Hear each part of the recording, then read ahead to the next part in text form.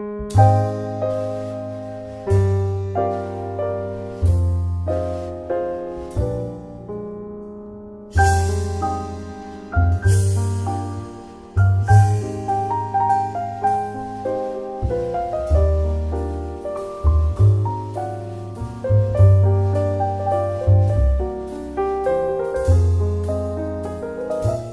Mabel Di Leo, nací el 15 de mayo de 1939, por lo tanto tengo 78 años y desde que tengo uso de razón soy peronista. Bueno, qué presentación sintética. ¿Y desde cuándo tenés uso de razón? Por lo menos, que yo recuerde, de los 7 años. Es familiar el tema. Relativamente, pasó un problema en el colegio donde yo iba, y una maestra me acusó de que por culpa mía el grado se quedaba todos los días después de hora. Y mi padre a la salida del colegio, nos dejaban siempre media hora después de hora la maestra. Y entonces mi padre me dice, ¿cómo es posible? Fuimos a hablar con la maestra, y por culpa tuya y de otros 2 chicos, varones, todos se quedan después de hora. Y lo miré y le dije, estás totalmente equivocado. Le dije a mi padre, yo no tengo nada que ver, no es cierto. No, pero si tu maestra te lo dice, bueno, mi padre, como yo le metí el bichito de la duda, fue a hablar al día siguiente con la vicedirectora del colegio, que el esposo era policía federal comunitaria. Y la vicedirectora le dijo, pero de ninguna manera, la señorita esa es una señorita neuroasténica que a todos los grados los deja después de hora. Dice, y con Mabel de ninguna manera, su hija es de lo más seria. Entonces, esa misma tarde mi padre me regaló un libro que lo tengo todavía en mi biblioteca, que son las fábulas completas de La Fontaine. Me lo regaló para pedirme disculpas. Entonces, por eso, desde esa fecha recuerdo muy bien la injusticia. ¿Y cuándo empezaste a militar? A los 14 años. A los 14 años, estando en el colegio secundario de Moncayo. ¿Vos sos de Vicente López? Yo soy de Vicente López. Iba al colegio Santa Teresita de Vicente López y en el año 55, cuando cae Perón, nosotros no teníamos divisiones como tienen en todos los colegios. Nosotros era un solo año, que empezamos 45 en el primer año y terminamos 27 en quinto. Soy maestra normal nacional. Y mientras cuando comenzamos en primero, digamos, más de la mitad era peronista, cuando llegamos a quinto año la única peronista que había quedado era yo. Había pasado 1955. Y claro, yo tenía una compañera, Cosabela, que el padre era del liceo militar, el director del liceo militar. La otra era tuya, que era entrerriano. En suma, la única que había quedado peronista era yo. Y bueno, ya en esa época, cuando salíamos del colegio a la tarde, los hermanos Lizazo, los hermanos del fusilado de León Suárez, venían a buscarme con un camión jaula, porque ellos trabajaban en una empresa de parquet. Entonces el camión lo necesitaban con jaula para llevar el parquet. Entonces venían a la noche y yo, Jorge Lizazo sobre todo, me traía unas chapas, más o menos unos 50, 60 centímetros por 25 o 30 centímetros de ancho, que yo las pintaba en azul y hacía la silueta de la cabeza de Perón. Y con el camión jaula salíamos a la madrugada a clavarlos. En el camión jaula había una escalera para ponerlo lo suficientemente alto para que al día siguiente no fueran los policías a sacarlo. Es más, hasta hace pocos años había uno en Munro todavía de aquellos que habíamos puesto, claro, tan alto que si no cambian el poste no sale. Y mi madre nos esperaba a las 5 de la mañana cuando volvíamos de hacer todo eso, de pintar, en aquel momento la Panamericana llegaba nada más que hasta Pelliza, 20 cuadras, y de pintar Perón vuelve este año, todo lo que se escribía en el 55, en el 56 y en el 57. En el 56, antes de la Revolución de Valle, Jorge Lizazo, eran 2 hermanos, Jorge y Miguel, les aclaro que los 2 están desaparecidos. Jorge un día estábamos hablando y dice, chicos, discúlpenme, compañero, pero ¿no les parece que ya es una vergüenza poner Perón vuelve este año? Porque todos los años teníamos que ir a corregir el año que habíamos puesto. Entonces, ¿qué tal si ponemos nada más que Perón vuelve? Y no ponemos años, así por lo menos no vamos a quedar tan mal todos los años. Y efectivamente así hicimos. estaba toda la Panamericana pintada. Bueno, y a las 5 de la mañana volvíamos y mi madre nos esperaba con chocolate y sándwich para que comiéramos. Y después era peronista. Sí, mi mamá era una fanática. Y así yo, después de eso, de desayunar y comer, iba a la escuela de monjas a dar clase, a tomar clase. 9 de junio del 56, eras un pollito. Y el 9 de julio del 56 lo vi muy de cerca, porque el que después fue mi cuñado, Roberto Julio Juan de la E, que era de la aeronáutica, era jefe de bomberos de voluntarios del Vicente López, mi padre era el segundo jefe, estaba en la revolución de Valle. Y como era aviador, le tocaba tomar el aeroparque. Y el genio del milico de la aeronáutica que tenía que ir a apoyarlo, fue a la puerta del aeroparque y dijo, ¿quiénes son los que responden a de la E? Los metieron de las pestañas, los estaban esperando. Y yo estaba con de la E en el borde del aeroparque, que en esa época no era pared, era un alambrado con plantitas. Estábamos ahí esperando que hubiera una señal para poder ir. Estábamos con un revólver 38, me acuerdo, nunca me voy a olvidar, 38 largo, que era de mi papá. ¿Qué edad tenías ahí? Y en el 55, soy del 39, calculá, tenía... un montón. No, 16 años. 16 años. 16 años. Bueno, cuando volvemos a casa, porque no hubo señal, eran las 12, mi madre esperándonos en la puerta de calle porque ya estaba la ley marcial. Y nosotros ni nos habíamos enterado de eso. Y cuando al día siguiente voy al colegio, la hermana que se dedicaba a administrar el secundario, me dijo, Mabel, tómate una semana. Porque compañeras mías se pusieron en el medio del patio del colegio, que es un colegio que está hecho todo estilo románico, que vienen los arquitectos a estudiarlo, porque la congregación se gastó un montón de plata para hacer ese colegio, que en realidad era para novicias, no para alumnas. Estaban con el libro La Nación Justa, Libre y Soberana, ese grandote, ¡viva la libertad! Y arrancaban hojas, ¡viva la libertad! Y como la monja sabía mi ideología, me dijo, quédate una semana que no te va a pasar nada. Pero igual, cuando volví, era demasiado recalcitrante todo. Sí, me obligan a comprar un cosito así, que si no me equivoco todavía lo tengo, que era el anclita, era el Cristo venció. Que los libertadores... La B con la cruz en el medio. Claro, era la cruz y una B. Cristo venció. Y me obliga a comprarlo. La monja me obliga a comprarlo. Porque yo no lo... ¿Cómo no querés? No. Le dije, no, si usted sabe mi ideología, ¿para qué me pregunta? Contales que ese signo estaba en las salas de los aviones. En la sala de los aviones, en todas las paredes, en la curia, en todos lados. Era, en vez de ser Perón vence, como escribían los peronistas, Perón volvió, era Cristo venció. Bueno, que habían ganado los revolucionarios.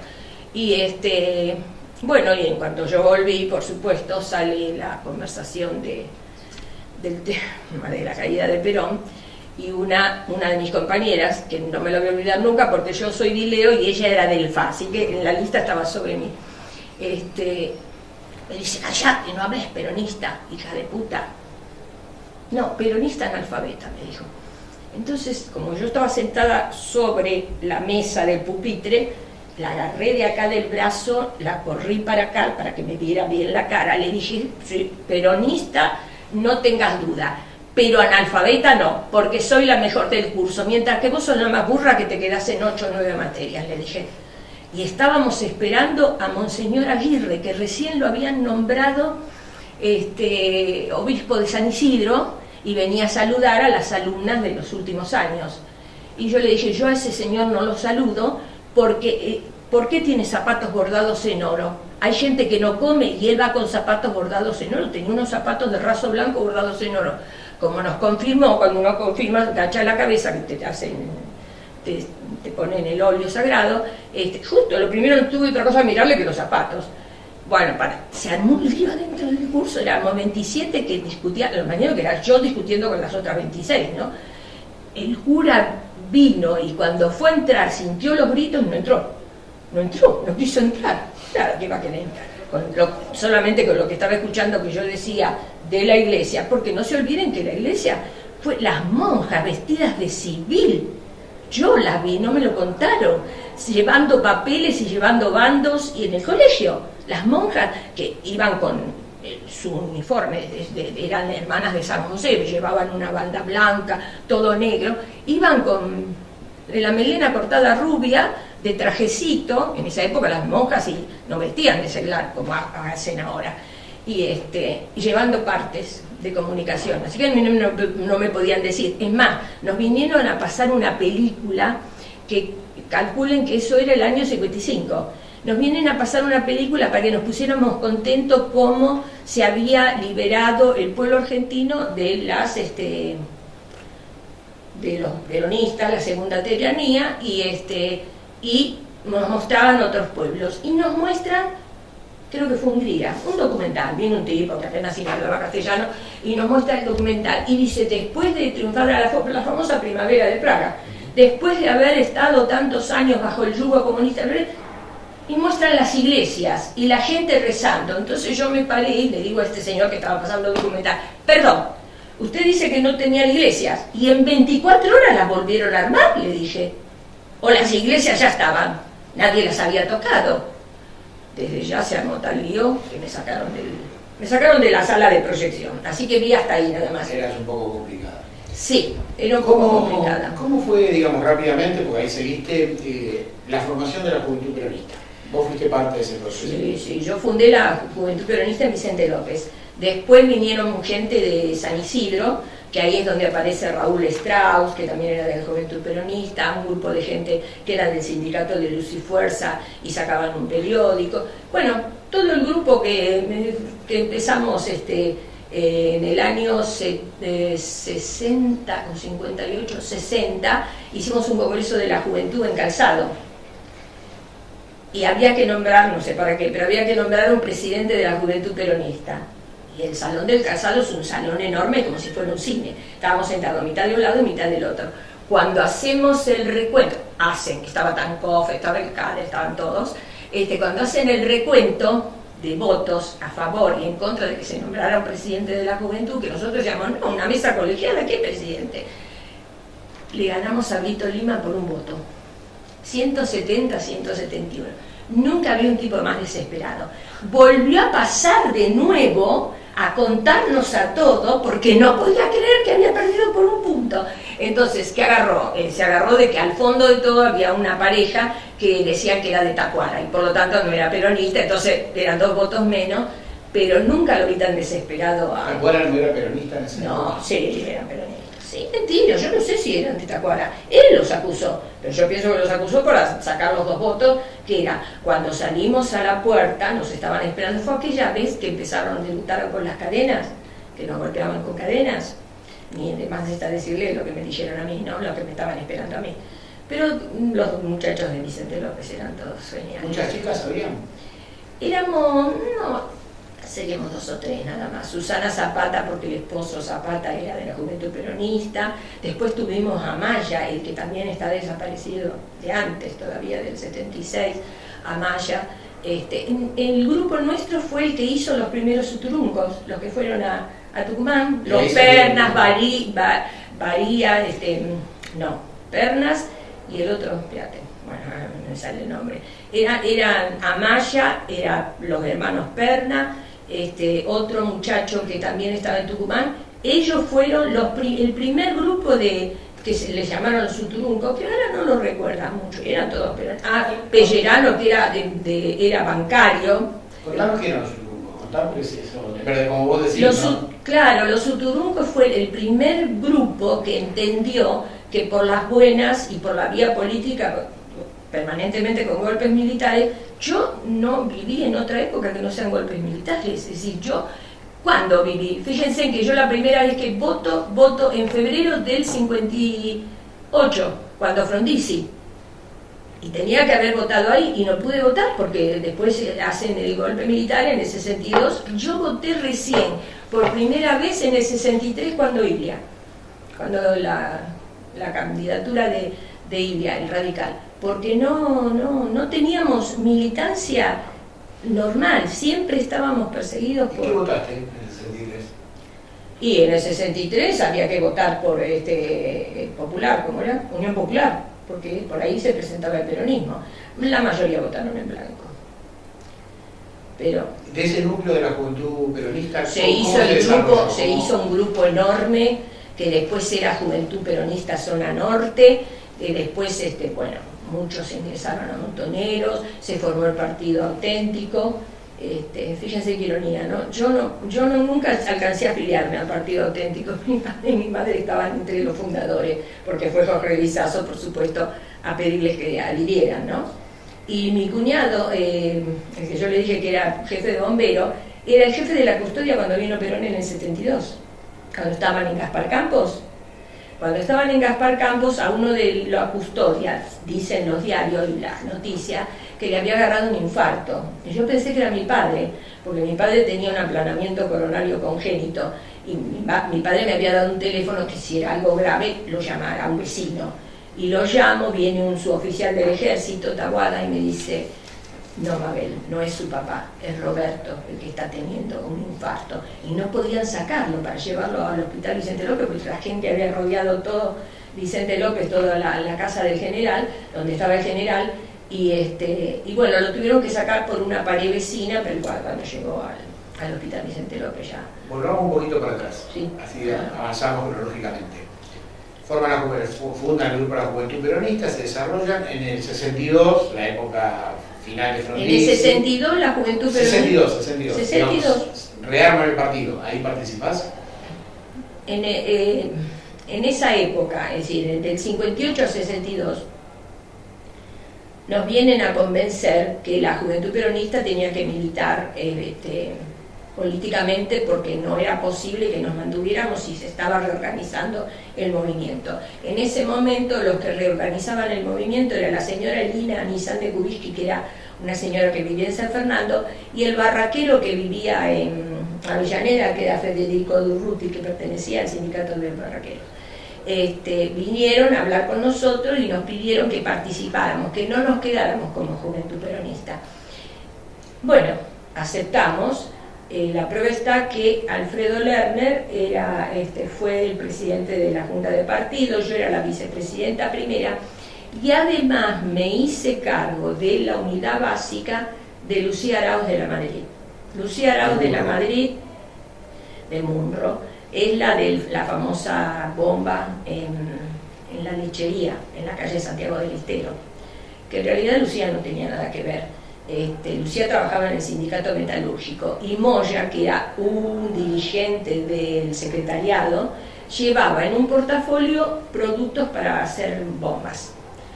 Lo apoya en el piso con tan mala suerte que se rompe algún vidrio o algo dentro, se combinan los elementos y vuela el portafolio de Moya. Los del sindicato metalúrgico a Moya lo sacan a Paraguay. Pero Lucía Arauz de la Madrid, que estaba ahí tomando un café, eran compañeros del sindicato, no, la llevaron presa, estuvo 3 años presa, y nadie se quería hacer cargo por la bomba de la unidad básica de ella, que estaba en Munro. Y bueno, como siempre, la única que ponía la cara soy yo, y todavía tengo el libro con las afiliadas que se hacían, el libro de afiliaciones, y me hice cargo de esa, inclusive llegaron a decir que yo tenía una credencial que me acreditaba como policía, y no era eso, era como mi papá era de la Policía Federal, los familiares teníamos una credencial que acreditaba que uno era familiar de policía por la obra social, y Lucía también lo tenía porque el padre era de la Policía Federal, Arauz de la Madrid, y entonces bueno, la acusaron de ser una espía, una infiltrada, cosa que no era cierto. Si yo tenía el mismo carnet que ella. Lucía, después que salió de presa, no quiso militar más. Y ahí teníamos a Ana María Gualtieri Torres, que pasa a ser la presidenta de la Junta, que también era del sindicato metalúrgico. Sí, a los 23 años eras dirigente de la Juventud Peronista, claro, era vicepresidenta del partido. Vicepresidenta, ¿no? Yo representaba a las mujeres. Es decir, yo me consideraba juventud, pero como nos dijeron, bueno, pero hay que ayudar, el partido necesita que afiliados, entonces bueno, pasé a representar a la unidad básica de Lucía en la Junta de Partido, y ahí me nombró vicepresidenta. ¿Cómo fue el tema de la aparición, de la conformación del bandorismo, del neoperonismo, porque es de esa época. Así es. Eso se habla poco de eso. Lamentablemente, porque ahora habría muchas similitudes con el tema del bandorismo. Bueno, el bandor era de ahí de la zona de Núñez, él era delegado de la fábrica Philips, y le decían lobo porque la mujer de él andaba con una especie de capita con capucha roja, y entonces por eso le decían el lobo, porque ella era la caperucita roja, la esposa. Y bueno, ahí había dos importantes, Victorio Calabró, Bandor, y un señor que se llamaba, no me acuerdo este momento, Garicochea, no, Garicochea era de la Juventud. Bueno, Ilibarne era el secretario general del movimiento, Calabró, del sindicato. Calabró era un integrante de la comisión directiva y por supuesto respondían a Bandor. Ahí es cuando ponen, en el año 62, 63, cuando le ponen la bomba a la Galaye frente a la quinta presidencial, que le vuelan la casa. No, a él no le pasó nunca nada. Le tiraron la casa, sí, por supuesto, se la tiraron abajo. Y por supuesto, Vicente López, a todo el que militaba se lo llevaron preso. Que fue ahí cuando estaba Alday, cuando estaba Santa Cruz, todos compañeros de la época del 56 que se conocían, de la época de Valle. ¿En esa época se tocó caer presa alguna vez? No, una sola vez caí presa por estar protestando en la puerta de Coordinación Federal, y habían llevado detenidos cuando fue lo de Caride, el tiro a Caride. Estábamos protestando a la puerta porque sabíamos que los muchachos estaban adentro, y estaba adentro preso Bernardo Alberti, y entonces, que era compañero de promoción del coronel Dietrich, que era el jefe de Coordinación Federal. Y lo fue a ver a Bernardo y dice: ¿usted se cree, dígale a esa señora que no la conocemos? Dice que va siempre con los anteojitos acá arriba. Dice: dígale que se vaya porque si no salgo yo a meter la presa. Y yo me enteré como 2 días después de eso. Claro, dice: ¿usted se cree que somos tan tontos que no nos damos cuenta que están ahí en la puerta? No, pero tenían un problema más grande porque ellos acusaban a este muchacho, a Caride, de que había matado al policía Matos, y resulta que el policía Matos lo había matado a la propia policía. Un compañero le tiró de atrás, el tipo se para a dar la voz de alerta y el otro de atrás le tira, y lo hizo por nada. Y se aclaró todo, mejor dicho, no se aclaró, pero nadie dijo nada, no siguió con el tema, porque la mamá de Matos, el policía muerto, era una peronista fanática. Y fue a decir: ¿qué si no era mi hijo? No lo mató un peronista, lo mató un compañero de él. O sea, la madre fue a declarar, se tapó todo, nunca más se supo. Más o menos debe ser como lo de Maldonado ahora. Volvamos a Bandor. Sí. Bueno, Bandor se hace cargo del movimiento y negocia. ¿Y qué generó Bandor? Y que generó el participacionismo. Si bien llevó toda la carga de la fundación Tapone, el de Luz y Fuerza, pero Bandor era olímpicamente el peronismo, el gato, ¿cómo era? El guiso de liebre sin liebre. Es decir, él quería un peronismo ayornado. La prueba está que en el 66, cuando la revolución de Onganía, estamos en una reunión donde me entrega Isabel Perón, que había venido el año antes, me entrega el nombramiento de delegada nacional de la rama femenina. Y yo estaba en la reunión con Isabel, que me estaban entregando inclusive el mandato de todos los que íbamos a ser autoridad del movimiento, y en la toma de Asunción, o sea, el 28 de junio de 1966 a las 6 de la tarde, en ese momento que yo estaba con Isabel Perón recibiendo el nombramiento, Bandor y Alonso estaban en la Asunción de Onganía. ¿Quiénes integraban? ¿Cómo se llamaba el organismo? ¿Eran delegados nacionales? Era la Junta Coordinadora del movimiento peronista. Éramos 5. Horacio Lanes, que era de Lincoln, un médico, lo había puesto Jorge Antonio, porque Jorge Antonio le exportaba la miel, toda la miel que producía. Se puso a un amigo de él. Después estaba Zampayo por las formaciones especiales. ¿Qué eran las formaciones especiales? Y eran los grupos de milico que supuestamente siempre estaban haciendo la revolución, pero nunca hicieron nada. lamentablemente. Buena gente, pero... ¿Solo militares o ya eran los grupos? No, solo los militares. No, la fundación de la tendencia, yo soy fundadora de la tendencia revolucionaria del peronismo, que no es la que hablan ahora. La tendencia revolucionaria del peronismo fue cuando nosotros dejamos de ser autoridad del movimiento en el año 68, que nos fuimos, antes que Perón nos echara, nos fuimos, porque nosotros formamos la CGT de los argentinos.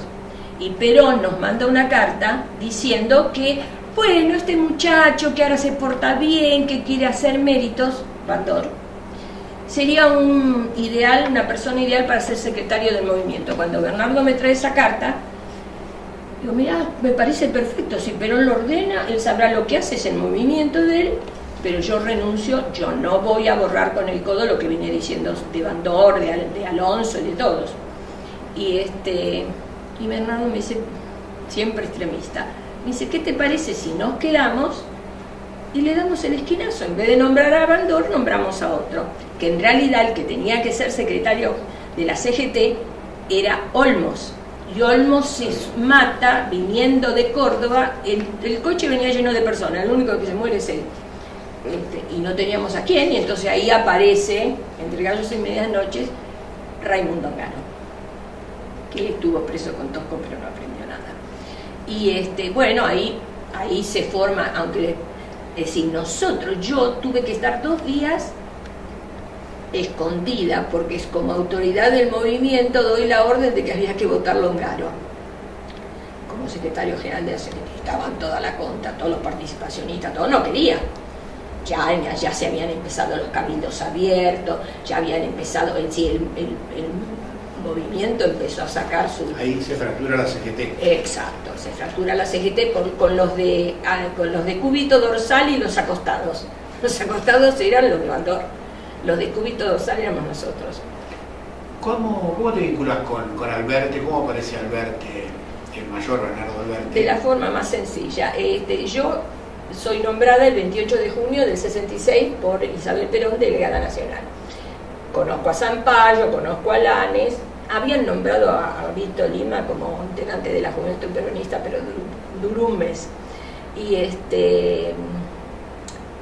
Y Bernardo Troxler, el hermano de Julio Troxler, yo trabajaba en un estudio de ingeniería, un estudio francés, Sociedad Técnica para la Utilización de la Precompresión, que estaba en la calle Suipacha 700, y Bernardo Troxler me pide una reunión, que quería charlar conmigo. Bueno, sí, a Bernardo lo conocía desde la Revolución de Valle, no hay ningún problema, venga, lo espero, y viene con Alberte. Y entonces me dice, a ver, yo sé que usted ahora va a tener que informar al general, va a tener que contarle el panorama del país, y evidentemente el sector militar usted no lo conoce. Dice, yo le traigo una persona que es muy conocida como militar, el último decán de Perón, y que además puede colaborar. Y ahí me trajo a Alberte y después a Octavio Flores, que el hijo es Héctor Flores, el pichón de Cóndor. El pichón de Cóndor, sí, el pichón de Cóndor. No sabía eso. Bueno, sí, el pichón de Cóndor. Él se autotitula el pichón de Cóndor. Bueno, me trajo esos 2 milicos, ¿no?, para que me informara. Entonces Bernardo me dice, no hay ningún problema. Dice, ¿usted cada cuánto le escribe a Perón? Todas las semanas le iba mandándole informes, de todo. ¿Te escribías, te contestaba Perón, ustedes le mandaban informes? No, nosotros le mandábamos informes y cada tanto mandaba, viajaba un compañero a Uruguay a despachar todo, que ya estaba en esa época estaba Pablo Vicente. Y me dice, bueno señora, no hay ningún problema, yo semanalmente le voy a traer información sobre que en esa época estaba el general Cándido López, el Guevara, el que quería ser el otro peronista. Entonces me dice, no hay ningún problema, yo lo que le mande usted fírmelo. No, discúlpeme, pero yo no voy a firmar nada. No porque no le tenga confianza, pero yo nunca más me vestí con plumas ajenas, le dije. ¿Cómo yo le voy a decir a Perón este es informe de milicos si yo no sé nada de los milicos? Discúlpeme, no, fírmelo usted, yo si quiere le firmo abajo, como que ratifico lo que usted está diciendo, pero yo no me puedo atribuir información que no sé ni conozco, me llegan a preguntar algo que papeló. Bueno, me dijo, no hay ningún problema. Así lo conocí porque vine a ayudar. Entonces todas las semanas, ahí en la empresa esta francesa, nos reuníamos. Cuando se iba el ingeniero, venía todo el mundo, y ahí como teníamos las mesas de plano y todo, podíamos trabajar. Me ayudaban las mujeres de la rama femenina a mandar todos los informes. ¿Ayudaste a armar un poco la rama femenina? ¿Se organizó? Sí. Yo, digo, ahí estaba. Para mantener la secuencia, 27 años tenías cuando era delegada de Perón. Exacto, sí. Sí, Perón me sacó años, porque en un momento dado yo le mandé una carta rajante diciéndole si quería que dijera que el avión se había caído, porque yo le pedía un comunicado, un aliciente a las compañeras de todo el país, de cada provincia que venían a ayudar. O sea, te peleabas hasta con Perón. Ah, sí, me peleé con Perón. Tuvo 6 meses sin contestarme. Y me contestó porque fue Alberto en persona y me trajo la carta, porque yo creo que con muchas ganas no me la contestó. Pero Ana Macri, que era una de las compañeras del comando táctico que me ayudaban, Ana Macri me dijo: mira, ¿sabes lo que me haces acordar vos? Me dice, ¿viste en una familia el abuelo, que es el que dice, imparte todo, y le sale una nieta para cualquier lado? Bueno, vos sos la nieta que tira para cualquier lado. ¿Cómo le vas a decir esas cosas? Pero Ana, está a 15.000 kilómetros, no puede vivir las cosas como las vivimos acá. Por más bien informado que está, no puede. Y no me equivoqué, no podía. Bueno. ¿Con quién armás la rama? ¿Quiénes estaban en esa época? No, Perón me nombra un comando táctico de 5 mujeres, Sí, que la más jovencita tenía 60 años. Con vos, bueno. Sí. ¿Te acordás quiénes eran? Sí, cómo no me voy a acordar. La señora Torterelli de Rosselli, que era de la ciudad de Santa Fe. Ana Macri, nada que ver con el Macri actual, y tenía un solo primo que tocaba el piano, que era pianista. Ana Macri, una señora de Salta, que había sido muy, como si dijéramos, la hijada de Eva Perón, que todo lo que le pedían lo hacía. ¿Y quién eran las otras dos que faltaban? Una senadora que había sido Rosita Calviño, que había sido acá de Capital. No me pusieron, y Ana Macri, y una señora de Morelo, la esposa del general Morelo, ese que nunca llegó, como el general Alaiz, que no llegó nunca, bueno, también para defender el peronismo. En el 55 el general Morelo nunca llegó, venía de Córdoba, no llegó nunca. Esas mujeres, y todas, la verdad, sí, la más joven era Ana Macri, que tenía 55 años, yo tenía 28, era un plato. Cuando íbamos a los actos, no sé, ¿cuánto más que hacía la rama? Las actividades, los años. Perdóname, para que tengas una idea de lo que hacía la rama femenina, Pablo Vicente comienza desde Uruguay a vender un diario que se llamaba el diario Única Solución. La rama femenina en esos años, el diario salía semanalmente. Distribuíamos 4.000 ejemplares, se cobraban, se juntaba el dinero para mandárselo a Pablo Vicente para que siguiera imprimiendo. O sea que 4.000 mujeres estaban en pie en todo el país. Y la prueba está que casi todas las delegadas en las provincias que yo nombré vinieron todas como diputadas, senadoras, todas, la de Santa Fe, la del Chaco. En el Chaco tenía una representante, una señora magnífica, que era la señora Dañú, que había sido vicegobernadora. Muy buenas mujeres. A vos te quisieron nombrar, ¿no? Las mujeres que tenías que designar en cada lugar. Sí. ¿Cómo te enteraste de eso? No sabe. Sí, cuando me nombran, a la semana, Rubén Antonio, el hermano de Jorge Antonio, pide una entrevista conmigo. Yo me reunía en la casa de Ana Macri, que tenía un departamento en Paraguay y Suipacha, y él me quedaba comodísimo para atender a todo el mundo. Y viene Rubén Antonio. Bien, amabilísimo, una monada. Me dice, bueno, la delegada va a necesitar cosas para moverse, para todo. Sí, le digo, sí. Me dice, bueno, dice, mi hermano está dispuesto a colaborar en todo con usted, y me da una hoja donde supuestamente estaban anotados los nombres de todas las delegadas que tenía que nombrar en las provincias. Express, digamos. Agarré la hoja, Rubén Antonio estaba ahí, hice esto, tric, tric y tric. Y le digo, ¿y sabe por qué no la leo? No miro qué nombres puso. porque no sea la malhadada idea que una de las mujeres que están propuestas por ustedes, yo la tenga que nombrar. O yo la tenía propuesta. Si yo la veo en la lista, no la nombro. Entonces no es justo. Mejor no miro que tome, muchas gracias.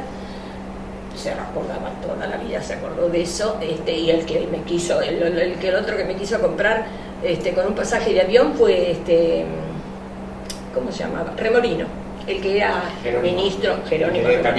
Me invitó al Cabanach donde vivía. Nos atendió un mozo que parecía un sueco de película, de ojos celestes, rubio, con guantes, a servirnos el té. Y entonces me dice, ¿es posible? Me dice, que me he enterado que la delegada nacional no conoce al general Perón. Sí, doctor, tiene razón. La delegada nacional no conoce al general Perón, pero es algo que hay que subsanar inmediatamente. ¿Cómo la delegada nacional no va a conocer al general Perón? Tiene razón, doctor, es cierto. Pero ¿sabe una cosa? Yo voy a ir a conocer al general Perón cuando me pueda pagar el pasaje. Mientras no me lo pueda pagar, no voy a ir. Así que habrá que esperar. Y no fue nunca, la verdad, no fue nunca. Así que no lo conocí en persona, a ninguno de los dos, ni a Perón ni a Evita, ¿no? Qué ironía. Además está decirle que a partir de eso el viejo Remorino me hizo la guerra con Juanita Larrauri, ¿no? Que quería poner, y la pusieron. Al final, cuando yo renuncié, pusieron a Juanita Larrauri. Pero todos querían.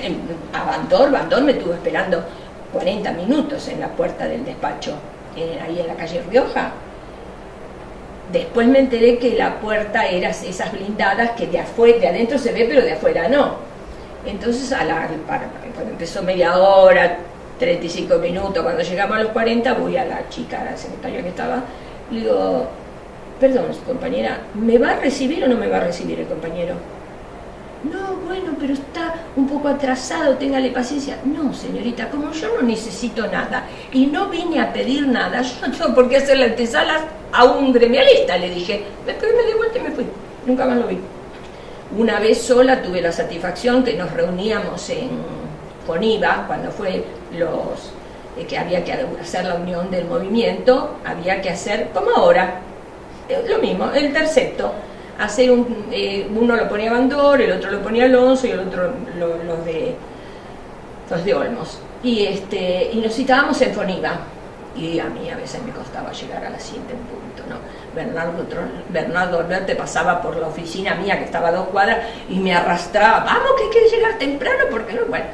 Y entonces llegamos a la reunión, Bandor, desde las 7 en punto, con el participacionista Olmos, y Alonso, el dueño de casa, venga, como a las 20 minutos, esperando, aparece Olmos, que estaba en la casa. Olmos, Alonso. Perdón, Alonso, José Alonso, sí, Olmos estaba. Entonces, claro, evidentemente tenía 27 años, no hay duda, 27, 28 años, era una niña terrible. Cuando lo vi entrar, le digo, discúlpeme, compañero, ¿no era la cita a las 19 horas? Me mira y me dice, sí, ¿por qué? Porque no hace 20 minutos que no tiene esperando. ¿Usted quién se cree que es? Le digo, ¿usted se cree que es Perón? Porque se grababan las conversaciones, se grababan las conversaciones, porque se mandaban a Perón la reunión. Y digo, ¿usted se cree que es Perón? Señor, acá nadie es el sol, todos somos planetas que reflejamos la luz. Así que hágame el favor, venga en horario, porque si no, citamos media hora más tarde. Alonso no sabía qué decirme. Claro, era tan el desparpajo que el tipo había dicho, claro, la mato, le dijo. Entonces Olmos, que la agarró al vuelo, le dice, José, la compañera es joven, pero en realidad tiene razón. Es joven, es impulsiva, ¿qué le vamos a hacer? Si yo era la loca, pero era lo que pensaban todos los demás, lo que pasa es que nadie se animaba a decirlo. Por eso a muchos deben estar deseando, cuando se deben enterar que tengo 78 años y decir, esta no se murió todavía. Te digo que si yo hablo realmente las cosas que viví, las cosas que escuché, habla. medio país se tiene que ir. Medio país se tiene que ir. A López Rega lo conocí en la puerta del departamento donde vivía Isabel, que es ese departamento. Cuando vino a la Argentina se peleó. Cuando vino, claro, ella vino, mirá qué ironía, ella vino a la Argentina el 11 de octubre a la tarde, llega, el 11, que era un sábado del 65. Yo estaba en la casa, mirá lo que es, ¿no?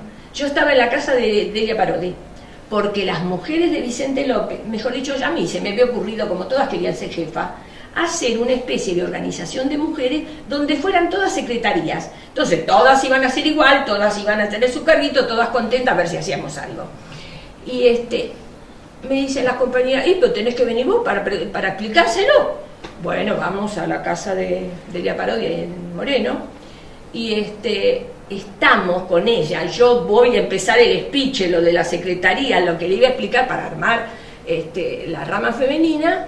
Y ya decía, ay, compañera, espera un momentito, Coqui, porque a mí me conocían en esa época por Coca Lileo. Cosa que sufría como una madre, porque yo decía, el día que me muera van a tener que poner Mabel Dileo alias Coca, porque si no nadie va a saber quién soy. Se levanta, va, vuelve pálida como acaba de llegar la señora Isabel Perón al país en Ezeiza, ¿no? Se levantó la sesión. Entonces las compañeras de Vicente López, que eran muy seguidoras, eran compañeras de Agalla, ¿qué hacen? Le piden una entrevista a Isabel Perón para que yo vaya a todo el speech de la secretaría. En vez de hacerlo de Delia Parodi, se lo hacemos todas las compañeras. Vamos, que fuimos a la casa de los Carrillos, que yo paraba en la calle French, en la casa de los Carrillos. Bueno, ahí tuve que escuchar una compañera, una señora mayor, sentada en un sillón, toda así apoltronada. Dice, ay señora, las cosas que hemos vivido los peronistas desde la caída de Perón, bla, bla, bla, bla. Y la otra lo escuchaba, que sabía. Y le dice, imagínese que yo tuve que ver a mis sirvientas candidatas a diputada. Casi me muero. Casi me muero. A mis sirvientas candidatas a diputada. ¿Y qué? ¿Cuál es el problema? No, entonces yo ya me iba. Yo cuando escuchaba esas cosas me iba. Y entonces, no, venga, que estaba de Renzi, el que estaba en la quinta, en la época de Nievita, lo oficiaba de secretario. No, se vayan compañeros, no se vayan, yo le digo a la señora que las atienda ahora. Y entonces, vuelta de nuevo a presentar mi famoso plan de la secretaría. Bueno, y lo hice, se lo presenté y ella me dijo, ¿me lo puede dejar? ¿Sabes? ¿Me lo puede dejar? Sí, se lo dejo, sí, no hay problema, lo tengo todo acá. Entonces se lo dejo y eso me lo trajo Renzi a mi casa el día que me dicen tenés que ir a tal lugar para informarte de que vas a ser la delegada nacional.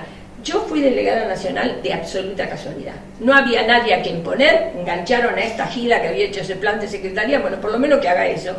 Y entonces por eso me llamaron para ser delegada nacional. ¿Y López Rega? ¿Cómo aparece ahí? Y ese es el tema, López Rega. Yo tengo, no sé si alguno leyó el libro de Page, de James Page, el norteamericano. Yo lo tengo en 2 tomos. Como Page comenta el tema, es así, es la verdad. Bernardo Alberti, con unos 5 o 6 milicos, todos de la época de Perón, le pagaban ese departamento de la calle Córdoba, de la esquina, allá en el 6º piso. Y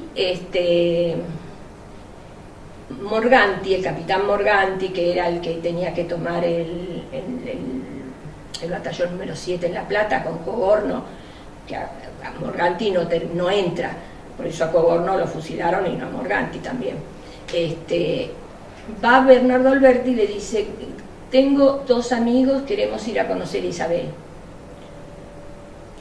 No, Morganti, anda solo, yo te doy la tarjetita. Y Bernardo Alberti le hace una tarjetita, señora, por favor, porque Morganti era uno también pobre de los que colaboraban con el alquiler.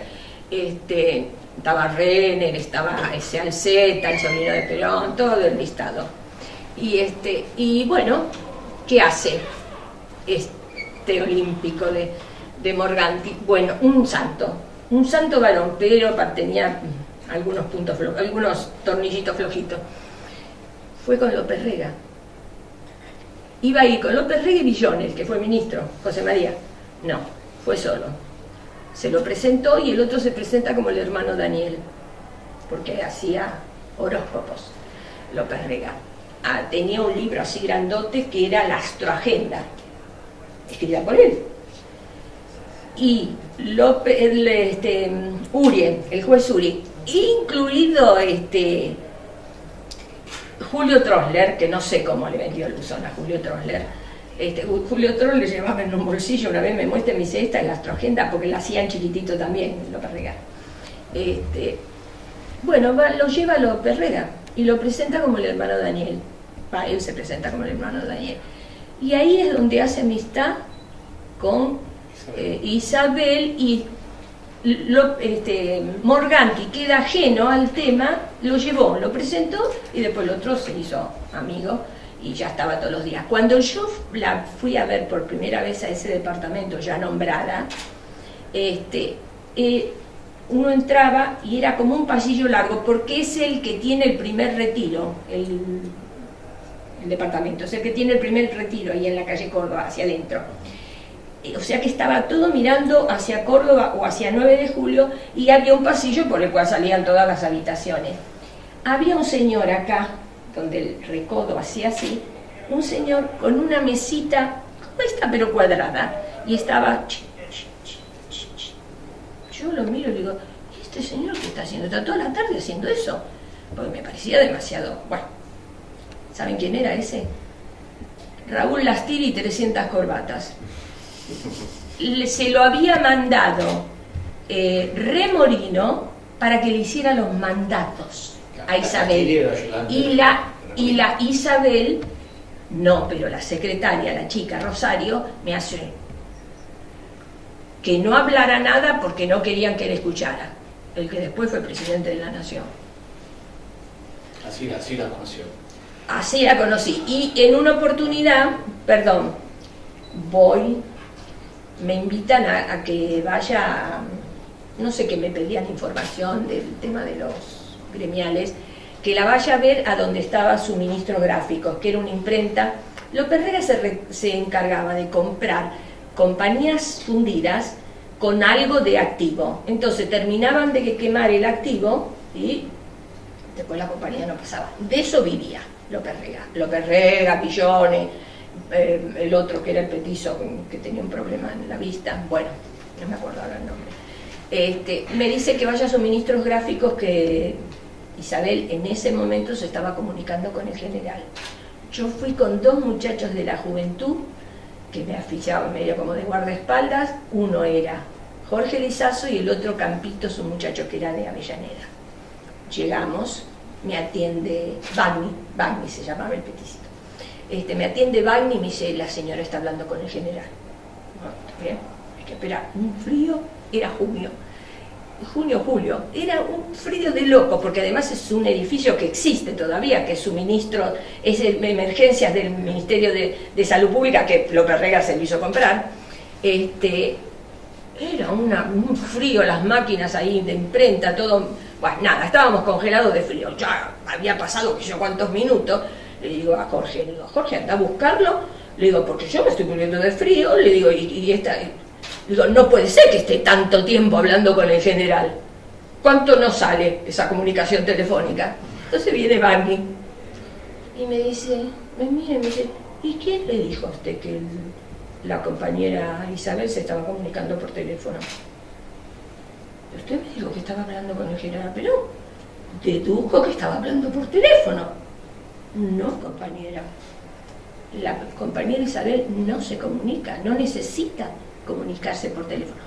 Ah, perdón, tenemos la lechuza en el hombro, no hay ningún problema, dígale que cuando termine de hablar me llame y vuelvo. Vamos, le dije a Jorge y a Campito, nos fuimos, me fui. Pero digo, que lo único que nos faltaba, la lechuza en el hombro, se está comunicando 40 minutos, ¿vía qué? Vía telepática. Es que es eso lo que nos quiso hacer creer. Te imaginas que me pegué media vuelta y me fui, porque por eso, bien, yo he asistido a cada cosa dentro del movimiento, que a veces me pregunto, y sigo siendo peronista a pesar de todo. Bueno, y después, ahí en ese momento vi a los Bagni y a los Pillones. Después, en la casa de Isabel, cuando ya tenía coordinación federal de custodia, la Juventud Peronista y coordinación federal, voy a verla a ella al departamento ahí en Córdoba y 9 de julio, y justo bajaba por el ascensor López Rega. Ay, esta es la compañera de la Nacional. Compañera, yo tengo que hablar con ustedes. Y yo, sí, cómo no, cuando quiera, le dije. Ni le di teléfono, nada, para que no se tuvieran que comunicar. Pero, ¿por qué? El tema era que lo estaba manteniendo a él Bernardo Alberti. Él se va con Isabel el 9 de julio del 66, viaja con ella en un boleto que en realidad lo había comprado Remorino para el de las corbatas, para las Tiri. Miren qué chico que es el mundo. Cuando yo me recibo de licenciada en Ciencias Políticas, ¿quién era mi compañera que se recibió un poquito después, que yo unos meses después? Viviana Lastiri, la hija de Lastiri, que trabajaba en el Congreso de la Nación, Viviana Lastiri. Bueno, y que algunas cosas me contó, no muchas, pero bueno. Baja él y me dice que quería, sí, yo quiero hablar con la compañera, que sé yo. Y yo, sí, cómo no, cuando quiera, comuníquese conmigo, si no le doy el teléfono. Bueno, no se comunicaba telepáticamente. Claro, bueno, no se me ocurrió lo de la lechuza, Bueno, y ahí es cuando nos ponemos en contacto todos, con Urien, con la Logia Nael, que Logia Nael en realidad es una sigla, es A.N. la Logia Anael, y era un invento del juez Urien, que después el hijo es el marinero Julio César Urien, exacto, sí, que no sé qué. ¿Sigla de qué? ¿Te acordás? ¿Sigla de qué era Anael? No, pero tengo el libro regalado y autografiado por Urien, porque nosotros íbamos con Zampayo, íbamos a las conferencias eran conferencias nacionalistas, no sé si Nacio o Nafio, ¿no? Pero eran conferencias. Y ahí es donde me entero, por Urien inclusive, porque Urien decía que él era el nexo entre el brujo que tenía Getulio Vargas y el brujo que tenía Perón, ¿no? Esas cosas esotéricas del movimiento. Y ahí él me anota la Logia Anael, ahí me entero yo que Anael es una sigla, no es un nombre. Y justamente en Suministros Gráficos, la empresa que había comprado fundida López Rega, ahí se aprovecharon las máquinas para imprimir todo lo de la Logia Anael, por eso Julio Trossler tenía acá la agendita esa que se la vendían a los peronistas.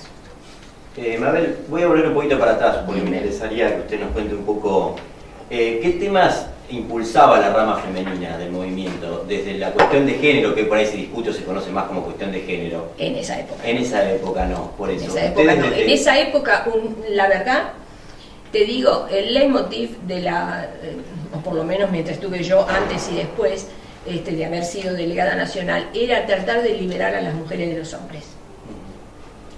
La mujer, para poder militar y acceder a algo, tenía que ser algo de alguien. En una época, sin mencionar, se le decía a algunas compañeras el colchón de la 62, porque se acostaban con todo el mundo, y sí, desgraciadamente es así, y si tuviera Cristina Veiga acá diría una barbaridad, pero realmente si no estabas encima o al dátere de algún gremialista o de algún político, no ibas a ningún lado. Mi objetivo fue ese. Es decir, como yo no conocía a nadie, es decir, no conocía como amistad, yo no era amiga de gremialista porque siempre me tuvieron en contra, no era de ningún político, es decir, era la camada nueva que venía, por la edad inclusive. Entonces yo no tenía compromiso con nadie, tenía la puteada libre. A mí no me gustaba, lo decía, si te gusta bien, por eso me decían que era un insoportable, que era una subversiva. La palabra que me decían era subversiva. Sí, es cierto, lo soy, siempre lo fui y lo seguiré siendo. Porque trataba de que la mujer porque las mujeres estábamos para barrer la unidad básica o hacer las empanadas. Y yo ni sé cocinar, no barro en mi casa, menos voy a ir a barrer a la unidad básica. Entonces, para mí la mujer tenía que estar en un pie de igualdad. Es más, siempre dije que si algún día volvía a tener posibilidades de ser de la rama femenina o de autoridad del movimiento, lo primero que haría es formar una especie de multisectorial con feministas, con todo, para que la mujer pudiera darse su lugar y dar su opinión. No la daban, lamentablemente no la daban, y creo que en la mayor parte sigue siendo ahí. sigue siendo igual. Cuando estaba yo de delegada, al poco tiempo, como estábamos con el problema del CGT de los parados y los acostados, yo hice una reunión de mujeres en el salón de actos de la CGT. 800 mujeres junté entre gremialistas, políticas y todo. Que es más, hace poco tiempo, cuando se festejaron creo que los 40 años de la CGT de los argentinos, en ATE me invitaron y estaban las compañeras que habían estado en esa asamblea y me decían, fuiste la única que nos respaldaste, fuiste la única que dijeron las mujeres no tienen por qué depender de los hombres. Nosotros hemos estado en reuniones de mujeres en ATE, por ejemplo, donde las mujeres estábamos en un primer piso y los hombres en planta baja. Y llegó un momento que había que decidir cosas de cómo actuar, y los hombres no se decidían porque estaban todos acomodados o con los milicos o con el gobierno que venía. Las mujeres de arriba, no por mí, yo no dije nada, le tiraban moneditas a los hombres diciéndoles vendidos. Es decir, las mujeres aprendieron que no tenían necesidad de ningún hombre para movilizarse. Por eso era peligrosa. Siempre fui peligrosa por eso, porque a mí no me manda nadie. Y como yo tengo libertad de pensamiento, tampoco en el pensamiento. La otra vez un ferrarese, el de farmacia, no, el padre de Jorge, una vez me dijo, ¿alguno habrá pensado peregrinamente que Bernardo Alberti te manejaba? Qué equivocado que estaban. Claro que sí. Bernardo Alberti, cuando yo lo conocí, era un milico con el birrete clavado en el... A los milicos le graban el birrete de obediencia en el cerebro. Y yo lo obligaba, porque lo discutía, lo obligaba a que no pensara como milico, que no pensara como hombre, que pensara como... Por supuesto, enseguida me decían, usted es una extremista, con usted no se puede hablar, usted es un extremista. Pero, es decir, la tendencia revolucionaria del movimiento, todo, el documento, táctica y estrategia para la toma revolucionaria del poder, eso es hacer actividad, eso es organizar al movimiento detrás de una idea, no que siempre estamos esperando la partidocracia para hacer elecciones. Yo estoy de acuerdo que participemos, pero con una idea. Y la prueba está que aún el movimiento hoy se debe ese debate ideológico. Un poco, mi pregunta siguiente era para ver cómo vio el ascenso, digamos, de esa juventud que se radicalizó y para irnos un poco más adelante, hacia los años 70 y después al regreso de Perón. Sí. ¿En qué lugar la encontraba para el regreso? Pero un poco antes, estaba ¿cómo en vio el ascenso, digamos, por ejemplo, de Montoneros puntualmente y de otras organizaciones? Montonero nos ofreció a la conducción de aquel momento que participáramos de la, inclusive hasta ponernos en la clandestinidad, ir a la clandestinidad. Pero me cayó muy mal que uno de los cabezas de Montonero, cuando llegó el momento de conversar a ver qué podíamos hacer y qué estábamos a hacer, me hizo esto. ¿Y usted qué méritos tenía? ¿Qué jinetas tenía? Yo le dije, yo no tengo ninguna y usted tiene menos que yo todavía, porque por lo menos yo tengo la militancia, él no tenía, ni siquiera eran peronistas al inicio, seamos honestos, ni siquiera eran peronistas, pero a la gente, a los amigos, a los compañeros que nos conocíamos de 10, 15 años, 20 años, los atrajo el tomar las armas y salir a luchar. Cuando nosotros establecemos el 9 de enero de 1969 en Córdoba, en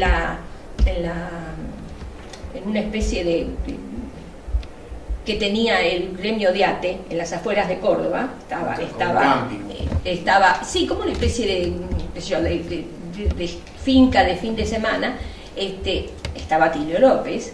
Nosotros producimos el primer congreso de todos los que queríamos, que pensábamos que por las buenas no íbamos a llegar nunca a nada, pero tampoco el otro extremo como después se llevaron. Bueno, ese 9 de enero fue cuando se redacta, los tres que redactamos ese documento fueron Bernardo Alberti, Alicia Guren y yo. Ese documento hoy lo lees y no sé si hoy estaría capacitado alguien para llevar adelante eso, pero fue lo que motivó el Cordobazo. Quieran que no, les guste o no, motivó el Cordobazo. Y todo lo mismo que la CGT de los argentinos. No se olviden que la CGT de los argentinos estaba Rodolfo Walsh, que redactaba el periódico. Habíamos nucleado a toda la gente que estaba dispersa y como tendencia, por ahí no teníamos, pues nosotros para nuclear a la gente, para darle una consistencia ideológica, publicamos el diario Con Todo. Ese diario Con Todo hoy es un incunable. Yo tengo una colección porque, bueno, era la que me ocupaba de la parte administrativa. No, ahí se lo digo. Aunque a ustedes les parezca mentira, esto es una anécdota, ¿no? Esto es una pavada, pero cuando nosotros nos reuníamos en la calle Paraguay, la tendencia, nosotros teníamos, por ejemplo, uno de los colaboradores era Carlos Caride, que representaba al movimiento Juventud Peronista, que qué sé yo, era de Rosario, no sé de dónde. De Córdoba. Claro, pero él decía que venía de Rosario. Y teníamos como colaboradores a Ida Filippini, y un día estamos reunidos, Sarabia, que se llevó las cartas a España, estábamos reunidos ahí, García Lorrio, por ejemplo, estábamos reunidos ahí y sentimos sirenas de todo. Nos asomamos y en la otra cuadra, en un departamento, había caído la policía y estaba Miguel Ángel Zavala Rodríguez, el abogado, con Aida Filippini y Carlos Caride, que tenían la bañera llena de plata, porque habían robado el camión de caudales de dinero que se mandaba a quemar. Entonces ellos habían encontrado la forma de borrarle el sello. Yo puedo asegurar que tenían una bañera llena de plata, y Aida Filippini iba sin medias en pleno invierno, porque yo todavía le dije, pero Aida, tenés una bañera de plata, sacá y comprate un par de medias, que te vas a morir, te vas a enfermar. ¿Cómo voy a tocar la plata del movimiento?, me dijo. ¿Cómo voy a tocar? Que fue ahí donde murió un policía cuando hicieron la redada, hizo la policía, de este policía Matos, que lo acusaban a Caride. Ahí también caímos casi todos presos. Y esa gente, nosotros le dimos todo, consistencia en el movimiento con todo, que era el diario. Después formamos la tendencia, y después para el 76, digamos, la tendencia, como ya después la agarraron los montoneros, la tendencia en la juventud regional, nosotros habíamos formado la corriente 26 de julio. Un poquito atrás. Sí.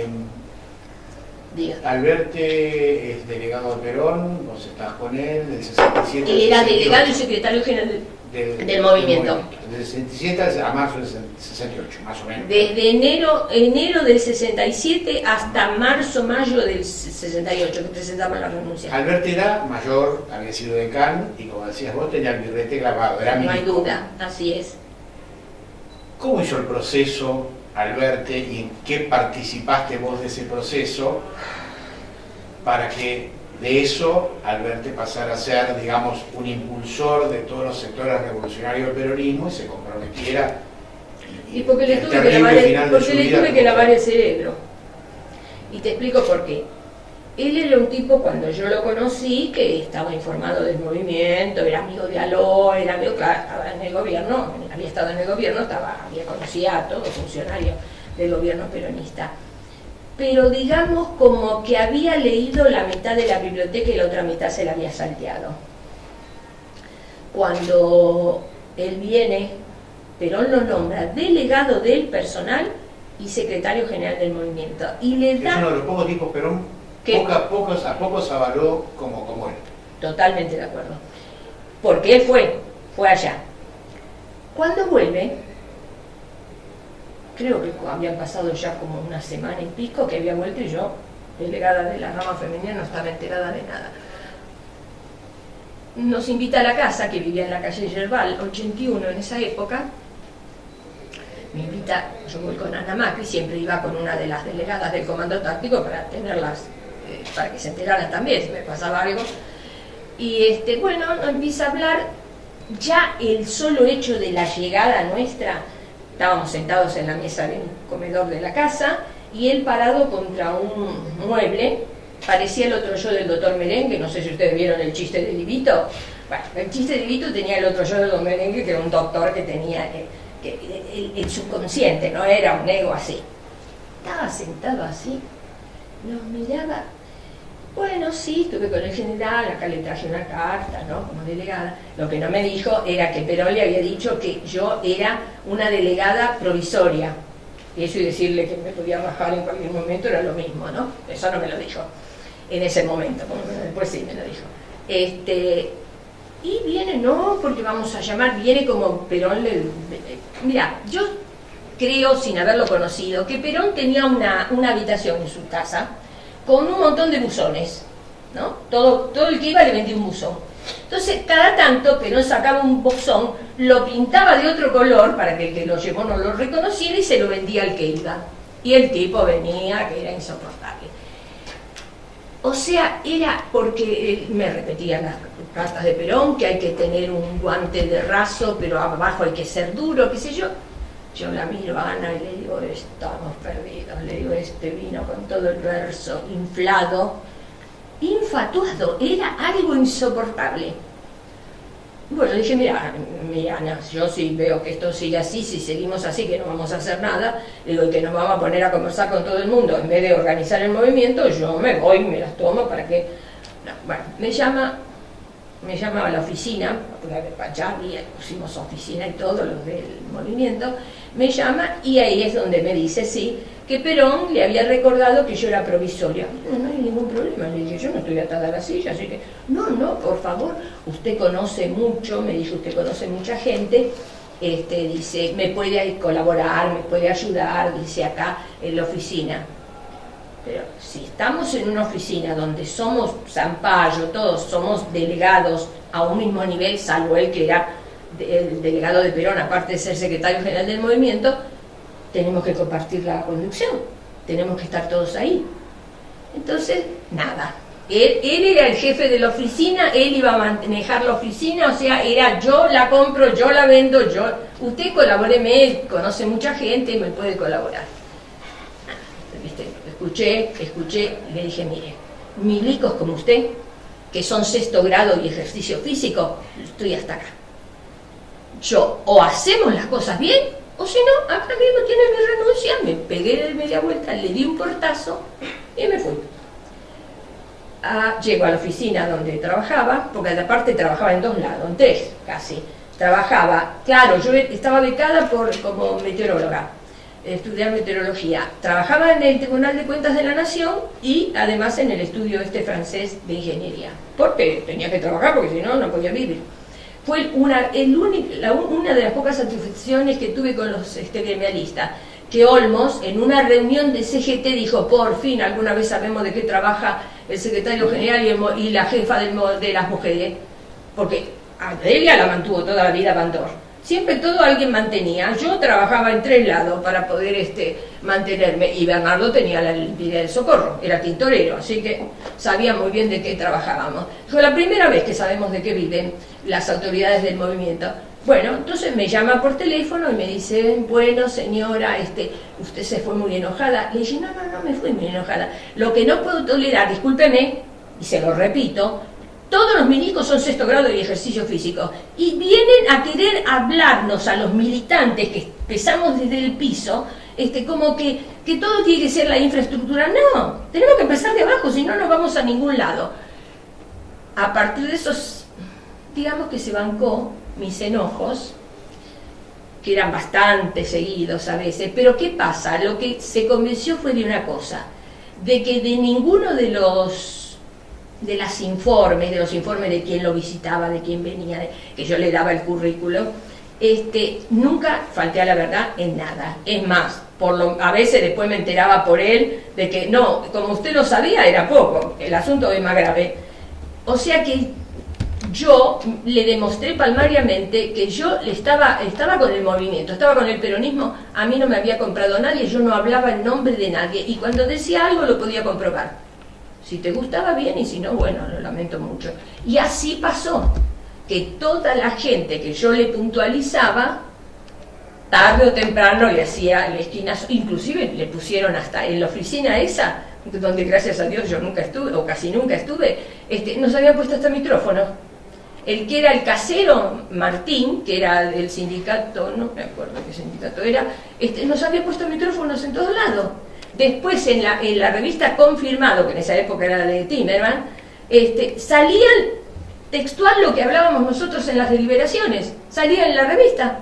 Había un periodista que se llamaba Flash Marco, que estaba conectado con todos los de la casa y se llevaban las grabaciones. O sea, descaradamente nos estaban vigilando y vendiendo. Bueno, tanto fue así que al final terminó Kelly poniéndonos una bomba en la isla, entonces con esa excusa no fuimos más a esa oficina. O sea que quedó demostrado de que yo era una compañera de militancia normal y honesta. Puedo tener muy mal carácter, puedo ser muy hincha a veces, pero lo que le decía se cumplía porque tarde o temprano lo hacía o pasaba. Y eso fue lo que hizo que, por eso yo tengo el honor de decir que los dos tipos más, para mí más capaces que tuvo el movimiento, lástima que no pudo concretarlo, Julio Troller y Bernardo, fueron mis mejores amigos, mis mejores compañeros, porque Julio, en el año 60, cuando Perón se va a España, de República Dominicana a España, cuando llega, que se entera el movimiento de que Perón se había casado, en mi casa donde vivo ahora, mi madre cerrando las ventanas, porque Julio de un lado de la mesa y yo del otro discutiendo a muerte. No, sí, claro, pero le va a pedir permiso a usted. No, Julio, no me tiene que pedir permiso a mí, no importa, pero él, con todo lo inteligente que es, no se da cuenta que no se puede morir y dejar un nombre, un apellido Perón valedero, que tiene que tener mucho cuidado. Sí, le va a pedir permiso a usted. No, yo no le pido que me pida permiso para casarse, pero tengo 80.000 mujeres, y siempre dijeron que Perón tenía 80.000 mujeres, tengo 80.000 una, pero no se case, no le dé el apellido, porque después él se muere y la otra queda con todo el valor del apellido. ¿Fue o no fue así con Isabel? Entonces, y mi mamá cerrando la ventana porque todo el vecindario escuchaba las discusiones. O sea que siempre traté de que se equivocaran lo menos posible, como alguien me ha ayudado a mí, Ana Macri me ayudó a mí en eso. Yo no conocía a nadie de la época peronista, imagínense, 15 años, ¿qué podía conocer del gobierno peronista?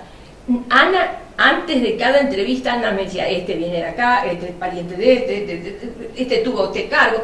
Eso es, y que sea una información honesta, eso es invalorable en política. Es invalorable. Fíjense, ahora yo no puedo entender que en el siglo de las comunicaciones el peronismo no se haya enterado de las cosas que debió haberse enterado. Hablo del gobierno de Cristina. En el siglo de las comunicaciones no podemos enterarnos de todo lo que está pasando, no es cierto. O no quiero, o no me interesa, pero no me digan que no se puede hacer. Yo en este momento aprovecharía todo lo que es información, todo lo que es manejo de información para hacerlo. No puede ser que el peronismo esté tan atrasado en esas cosas. Ya las estaba antes, pero ahora sigue todavía. Pero ahora es mucho más grave, porque ahora tenemos enfrente tipos que se han tomado el trabajo de usar todos los medios de comunicación o las redes sociales. ¿Está? Entonces, en nuestra época no podíamos ignorar el proceso que se estaba llevando a cabo en ese momento. Por ejemplo, mi padre me llevaba a mí la correspondencia a Uruguay, porque no la podíamos despachar acá porque nos abrían toda la correspondencia. Mi padre, que era la Policía Federal, se tomaba el avión a la mañana y volvía a la tarde, chocho de la vida, encantado él, ¿no? Para ir y llevar la información, y después recibíamos allá en Uruguay. Acá, cuando vino De Gaulle, nos abrían, yo trabajaba en una firma francesa, nos abrían toda la correspondencia, todo venía revisado. Entonces, si para esa época nosotros sabíamos todo eso, imagínate ahora, ¿cómo podemos ignorar lo que pasa? Ya con el regreso de Perón, entre el 72. Sí, el de noviembre, exacto. 17 de noviembre, el día que Bernardo Alberti cumplía años. Quería un poquito más adelante, ya que cuando en Argentina hay elecciones, cámpora, pero ¿en qué lugar la encuentra usted, digamos, de la vida política Sí. en esos años antes de la muerte? Y con los montoneros haciéndole la campaña cámpora al tío. ¿Participó activamente de la Sí, campaña? sí, sí. Nunca dejé el movimiento, nunca. Lo que no habré estado es en puestos expectantes, es decir, de nombrada en algo, nunca. Pero nunca pude dejar de militar, nunca. Primero por los muchachos de Vicente López, primero por la juventud, después por lo mismo, después por la misma actividad. Hoy, antes de venir acá, yo les contaba lo de las mujeres. Eso de las mujeres fue importantísimo en su momento. Lamentablemente no se siguió, porque después que viene, se va Alfonsín, viene Menem. Y yo a Menem lo había nombrado delegado en La Rioja. Yo siempre decía, le echaba en cara a Bernardo Alberti que él le había dado la tarjetita a Morganti para que López Rega conociera a Isabel Perón, menos mal que se murió antes, porque si después hubiera visto lo que hizo Menem y me hubiera dicho, yo le di la tarjeta a López Rega, pero vos pusiste a Menem, porque sí, en ese momento estaban en La Rioja los López Brizuela, los Brizuela, eran todos turcos, ¿no? Todos que venían de Córdoba, de Antún, se estaban peleando por agarrar la manilla de la provincia. Entonces yo le dije, mira, hagamos lo que dice Perón, que habiendo dos facciones, saca un tercero, que ¿qué va a suceder? O los pone a todos en camisa o se le ponen todos en contra, pero por lo menos logramos una unidad. Y entonces ahí nombramos a Menem. Si Bernardo hubiera vivido, me lo hubiera echado en cara, me hubiera dicho, yo nombré a López Rega, pero vos con Menem te pasaste. Sí, inclusive yo me ofreció que yo fuera una de las mujeres que organizaba. Fui con Grinberg, Hugo Amílcar Grinberg, era un abogado penalista que trabajaba con Ventura Mayoral, que era el que defendía los intereses de Perón, y Hugo vivía digamos, en el límite de Vicente López con San Martín. Y se había hecho, cuando Menem gana como gobernador, yo se lo presento a Hugo Amílcar Grinberg, porque sabía que como abogado, y lo nombró presidente de la Corte Suprema de Justicia de La Rioja. Lo que pasa que Grinberg vivía escandalizado por lo que pasaba en La Rioja con Menem, con la Alicia Martínez Ríos y con todos los problemas familiares con Zulema Yoma. Y cuando van a lanzar la línea Federalismo y Liberación, que paraba en una suite de acá del Bago, la que está por Corrientes, yo fui, Hugo Amílcar me vino a buscar y me dijo, Mabel, vos tenés que colaborar, conoces a todas las mujeres, que estaba en esa época laborando con Menem, Leonora Larcia, que había sido una frondicista, había sido presidenta del Banco de la Provincia de Córdoba en la época de Frondice, y la sacaron por todos los líos que hizo en el banco, ¿no? Bueno, y querían que yo participara, inclusive tuve un problema con Corso, el ministro, el que fue ministro de Acción Social, porque estábamos en un salón de actos, una mesa enormemente larga, y este señor Corso empezó a decir que había gente que recién llegada, que ahora que Menem iba a ser candidato, aparecían los oportunistas. Y yo escuchaba todo eso, me adelanto hacia la mesa para verle la cara, a ver por quién lo estaba diciendo. Y entonces le digo, ¿pero por qué? ¿Quién? Como diciendo, ¿quién es? Y el tipo de allá de la punta me dice, por usted lo estoy diciendo. ¿No ve que ahora aparecen todas las caras nuevas? ¿Para qué? Yo no abrí la boca. Estaban los mismos, estaba Yoma, estaban todos. Dice, ¿pero con quién te metiste? Claro, el que no me conocía era él. Pero todos los demás que estaban ahí sentados me conocían. Entonces, pues si la compañera fue la compañera de Leo que nombró a Menem, que lo nombró el jefe de ellos. Bueno, no sabía qué decirme. Además está decirte que se fue ofendido todavía porque yo lo había tratado mal. ¿Qué lo había tratado mal? Yo no debía abrir la boca. Yo no abrí la boca, pero cuando llegó Menem, que pasa alrededor de toda la mesa, cada vez que Menem me veía a mí, me agarraba la mano y me decía, ay, yo siempre me acuerdo de don Bernardo. No se debe haber acordado nunca, pero no importa. Pero me saludaba por Bernardo. Además, Y resulta que la recién llegada que venía a ocupar lugares era yo para el diputado Corso, pobre que después murió ahogado, ¿no? Murió en un accidente de avión. Sí, vos sabés que la que iba con él, Silvia Martínez, que es de allá de Vicente López, se tiraron al agua porque el avión cayó, en vez de caer en tierra, cayó en el agua. Y Silvia Martínez es una excelente nadadora. Y lo dejó que se ahogara, no lo salvó. Dijo, yo no voy a tratar de salvarlo. Lo dijo. Yo no voy a tratar de salvarlo, dice, porque una persona que no sabe nadar al final ahoga a los dos. Así que lo dejó ahogarse al pobre tipo. No lo rescató, no lo ayudó por lo menos, no intentó ayudarlo al pobre Corso, que se murió ahogado. ¿Cuántos cargos ocupaste políticos? Y me ocupé en la Juventud Peronista. No, cargo de funcionario. Nunca fui funcionaria. No, yo no dudo de funcionario. Yo no dudo de funcionario. Imagínate, si yo estuve en el Incucay en el año 90.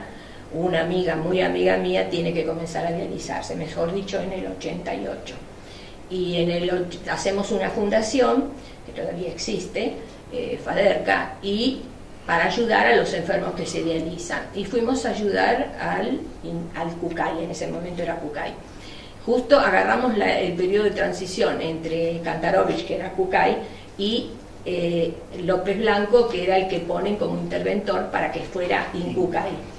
Y bueno, empecé archivando las historias clínicas de los enfermos que estaban anotados en espera del trasplante y terminé siendo la secretaria privada de López Blanco. Pero me pasaba las 24 horas del día ahí adentro. Mi mamá me decía que ya me dializaba de cabeza yo. Es decir, no puedo tomarme las cosas a medias. O las hago o no las hago. Si me interesa, si me das pie, soy una locomotora. En el Incucay llegó un momento que hasta me acostaba el Incucay tiene 7 guardias, una por cada día de la semana, que están 24 horas. Yo estaba todos los días. Y a veces venía gente a las 2:30 de la mañana, padres con historias clínicas de hijos que venían de toda la provincia de Buenos Aires, de todo el país, venían a inscribirse. ¿Cómo le decís a esa familia, no, venga mañana de 9 a 5 porque el Incucay no funciona a cualquier hora? Yo los atendía. Yo me quedaba. Durante el día era la secretaria de López Blanco, el presidente, y a la tarde venía el doctor Fassi, que era el decano de la Facultad de Medicina de La Plata, José Carlos Fassi, y lo ayudaba él como secretaria de él para todas las habilitaciones. Todos los médicos que ustedes ven ahora en los servicios de trasplante, todos están autorizados desde la época que estábamos nosotros. Yo trabajé hasta el 96. En el 96 me tuve que ir porque entró la patota del Cucaiba, que era un médico llamado Neustan, era el director del Cucaiba, pero todos, el grupo que lo rodeaba, uno era Ignacio Vélez, el montonero. Y Ignacio Vélez trae a un señor que era de la escuela Bucetich. Piensen ustedes que estamos en los 90, toda la patota que todavía estaba en la provincia de Buenos Aires de la época de los desaparecidos. Yo lo agarré a este chico, a Ignacio Vélez, a él, después de lo que le habían hecho a la mujer en el patio de armas de la policía en Rosario, cuando los agarraron. ¿Cómo podría estar rodeado de esa gente? Bueno, dice, son colaboradores. Bueno, serán colaboradores, yo no me quedo. Con esta gente yo no me quedo. Inclusive te digo, en Incucay llegó un momento que había los biblioratos de los operativos hechos antes de que nosotros fuéramos. ¿Se acuerdan de la doctora Jubileo? Yo sí. La doctora... nunca se supo por qué desapareció en la colonia Montes de Oca. Bueno, ahí en los biblioratos del Cucay en ese momento está. Era por el robo eran los desaparecidos y el robo sobre todo los ojos, las córneas. Está todo detallado. Están nombres de puros desaparecidos. Yo un día que estábamos acomodando vi todo eso y dije, no, Mabel, en esta no te metas porque ya no vas a lograr nada a esta altura del partido. Pero revisando en el INCUCAI, se sabe perfectamente por qué desapareció la doctora Rivelio. Se le robaban los órganos. Y los desaparecidos eran gente ideal para eso. Claro. ¿Quién iba a reclamar? Tengo para terminar, si por Sí. sigo en tiempo. Esto que te digo ahora lo podemos cortar después si quieres. Con toda esa trayectoria de militancia del peronismo, ¿qué ves del peronismo hoy? Que veo. Ay, una gran desazón. Vivo enferma. Vivo enferma. No puedo entender el peronismo. Es decir, lo entiendo, pero quiero decir, no puede ser que después de la trayectoria del movimiento, yo no viví mi juventud, yo no viví mi adolescencia, yo no supe lo que era ir a una fiesta, bailar, nada, porque siempre había que militar, siempre había que ir a una reunión, siempre había que ir a hacer algo. Y ver ahora cómo alegremente se trata o no se construye la ideología. Nosotros teníamos por qué luchar. Hoy los jóvenes tienen por qué luchar. Todos los ideales que teníamos nosotros, lo que hablábamos de la patria grande, que ¿quién no sabía que había que nacionalizar el Banco Central, el comercio exterior, que teníamos que tener aerolíneas, que teníamos que tener los barcos para llevar mínimamente de economía? Lo que se hablaba en las reuniones con compañeros, con nivel o sin nivel, todo el mundo sabía lo que era bueno para el país. ¿Cómo puede ser que hoy no tengamos eso?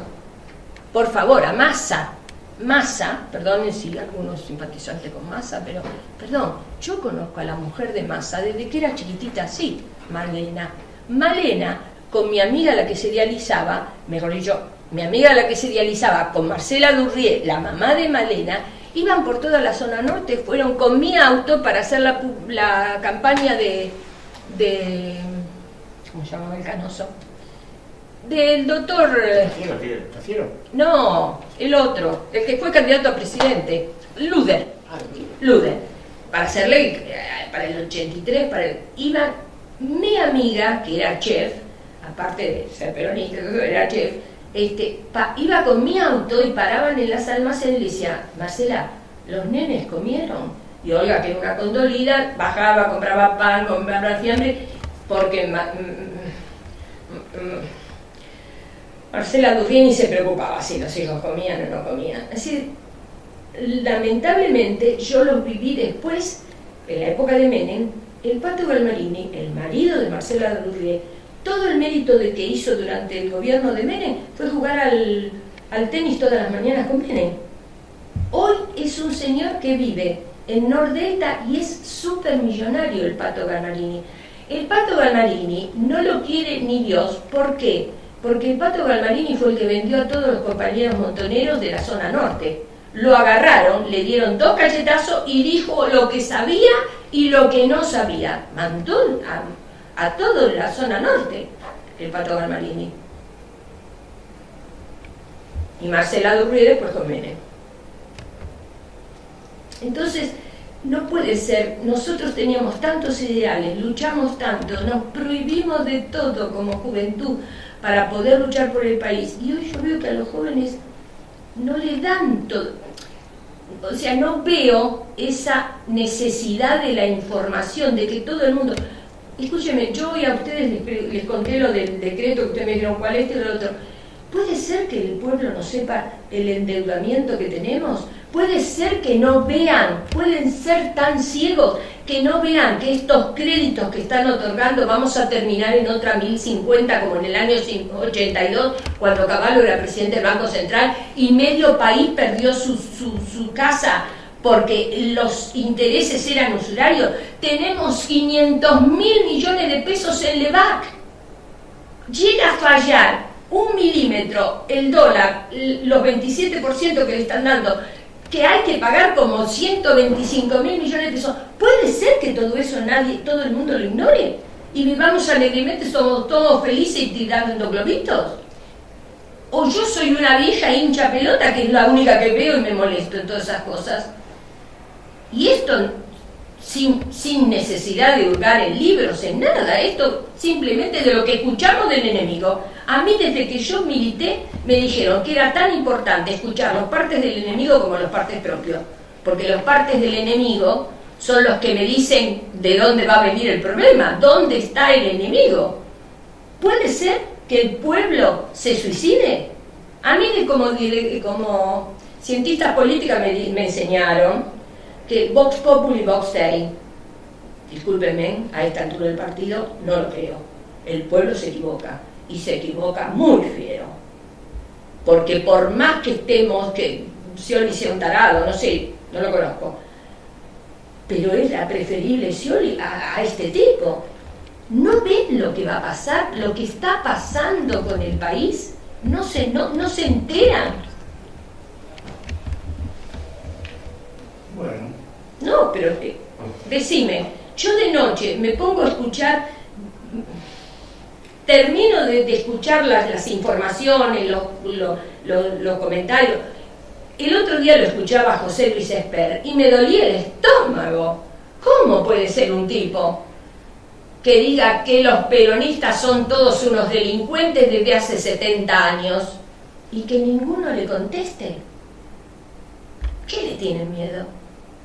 Recién ayer vi que por primera vez el único que le contestó fue el de La Rioja, Yoma. El único que le contestó. ¿Cómo puede ser? No, ni siquiera defendemos nuestra ideología. ¿O somos liberales también ahora? Bueno. Ya se habla hasta por lo menos. Bueno. Muchas gracias,